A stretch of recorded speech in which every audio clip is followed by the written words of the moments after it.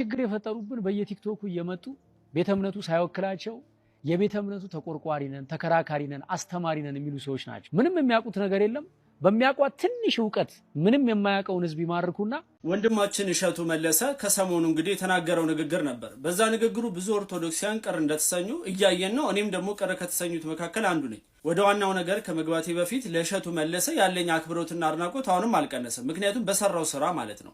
ከዚህ በፊት ቤተክርስቲያንን በመርዳቱ እንዲሁም ደግሞ የተቸገሩትን በመርዳቱ መልካም ስራዎችን በመስራቱ አክባሪው ነኝ። ዛሬ ላይ ሲያጠፋ የነዛን መልካም ነገሮች ያጠፋብኛል ማለት አይደለም። ነገር ግን ዛሬ ላይ ሲያጠፋ ደግሞ ያኔ መልካም ሰርቷልና እሱን አንናገርም ማለት አይደለም። የእፎይ ጉዳይ እንግዲህ ጥሩንም መልካሙንም ነገር ይዞልን መጥቷል። አንደኛው ለፎሎወር እና ለጥቅማቸው ሲሉ ቤተክርስቲያናቸውን አሳልፈው የሚሸጡ አጉል አሽቃባጭ የሆኑ ሰዎችን አይተንበታል። ለእምነታቸው ደግሞ ዋጋ የሚከፍሉና መስዋዕትነት የሚከፍሉ ሰዎችንም እያየንበት እንገኛለን። ወንድማችን እሸቱ በዚህ ቪዲዮ ላይ ወጥቶ ስለ ጓደኛው አብሮነት በሰርጉ ላይ ስለነበረው ነገር ብዙ ነገር አውራ። ያ ያወራው ነገር ለኛ የሚመለከተን ጉዳይ አይደለም። ከሱ ጋር ተዛዝላችሁ ልኖሩም የፈለጋችሁትን ልታረጉ ትችላላችሁ። ያ ለአንተ ነው። ዛሬ ላይ ወተን እፎይነን ብለን እፎይን ደግፈን እውነታው ይውጣ እሱ ካጠፋ የሚቀጣ ስንልኩ እኛ ሙስሊም ወዳጆች ወይም ደግሞ ሙስሊም ጎረቤቶች ሳይኖሩን ቀርቶ ሌሎቹ ጋር በሰላም ሳንኖር ቀርተን አይደለም። መዋደድና በሰላም መኖር መከባበር ሌላ ነገር። ሃይማኖት ላይ ሲመጣ ደግሞ ሃይማኖታችን እየተሰደበና እየተናቀ ባጉል አብሮነት ግን ተሸፋፍነን ማለፍ ስለማንፈልግ ነው መስዋዕትነት እየከፈልን ዋጋ እየከፈልን እየጮን ያለ ነው እንጂ ወዳጆች ሳይኖሩን ቀርተው አይደለም። አንተ ብቻ አይደለም ወዳጅ ያለ። ነገር ግን እዚህ ጋር ወጣ ሃይማኖተኛ ለመምሰልና እንደ ኦርቶዶክስ አክባሪ ከሌሎቹ ጋር አብሮ ለመኖር እንደው በቃ ቆራጥ የሆንክ ሰው በሚመስል መልኩ ወጣ የኦርቶዶክስ ወንድሞችን ስታብጠለጥል ሶሻል ሚዲያ ላይ ድምጻችንን እናሰማውን ሰዎች ደግሞ መተ ቤተክርስቲያኗ ማታቃቸው ዕውቅና ያልሰጣቻቸው ብለ ከፍ ዝቅ ስታረግ ሳይ በጣም ነው ያዘንኩት። ምክንያቱም እኛም እንዳንተ ማድረግ እንችል ነበር። መልካችነት ለማግኘት ፎሎወራችን እንዲጨምር ተቀባይነታችን እንዲጨምር እፎይን እየናቅን እያንቋሸሽን እነሱን እየደገፍን እኮ መስራት ቀላል። ነገር ግን ህሊና የሚባል ነገር አለ። የአምላክ ፍቅር የሚባል ነገር አለ።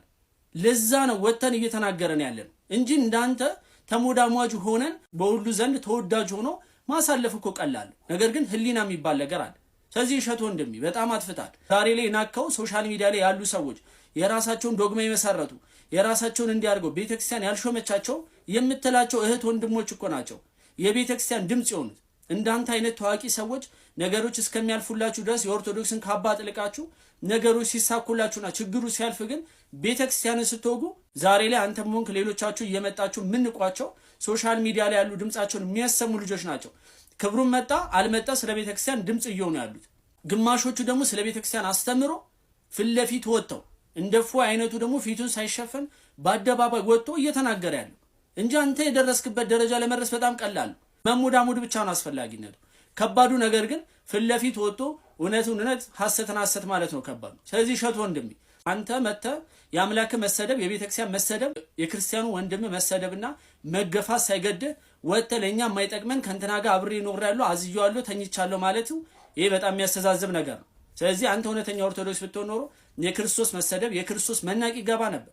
አንተ ባሞገስከው ልክ ያ የወደድከው ጓደኛና አብሮ ሲኖር የነበረው ወዳጅ ለምን በሚዲያ ወጥቶ ኢየሱስ ክርስቶስ የክርስቲያኖች አምላክ ለምን ይሰደባል ለምን አላለ? ለምን አላየን? አብሮነት ካለ ማለት ነው። እውነት ከሆነ እሱ ስለምን ያንን አያረግም? አያረገውም መልሱ። ስለዚህ እባካችሁ ታዋቂነትን ስታገኙ ምን ስታገኙ እየመጣችሁ ኦርቶዶክሳውያንን እንደው ቁልቁል ለመምታትና ቤተክርስቲያኗ እንደው እየተሰደበች እየተናቀች ትኑር ችግር የለውም ዋናውን ያግደልብኝ አትበሉ እባካችሁ። ትዝብት ላይ ነው የሚጥላችሁ። ለእሸቱ ወንድሜ በመጨረሻ ማስተላልፈው ሰከን ብለህ ተረጋግተህ የሰራው ቪዲዮ ስህተት መሆኑ ገብቶ እንደምታጠፋው ሙሉ እምነት አለኝ።